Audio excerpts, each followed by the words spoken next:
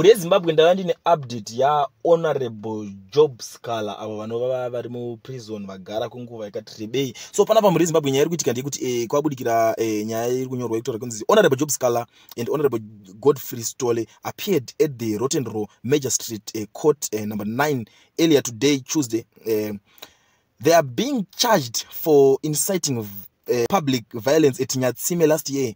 Fortunately, the trial proceedings were fully concluded today. The ruling has been set down for 24 January 2024 at 2:15.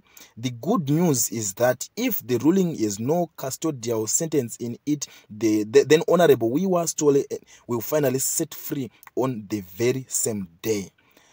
We are thus encouraging everyone to attend the hearing since it could be a long-awaited Freedom Day for Honorable Sikhala. Ndo muri yeZimbabwe manyorwa zvaitwa panapa patinoona kunzi vaJob Sikhala vakaonekwa vasina mhosva bosi nyaya yavo kunzi vakapinda mumatare edzimhosva nezuro. So panapa vari kunzi vakazoonekwa vasina mhosva nyaya yavo yashayirwa ngirikini mukoti imomo, ndo zuva ravari kubva vabuditswa, ndo zuva ravari kubva vasetwa free, vobuda zvavo voya panze voenda zvavo vonoonana nemhuri yavo nemhuri yavo zvekare imwe hombe inova mhuri yeZimbabwe.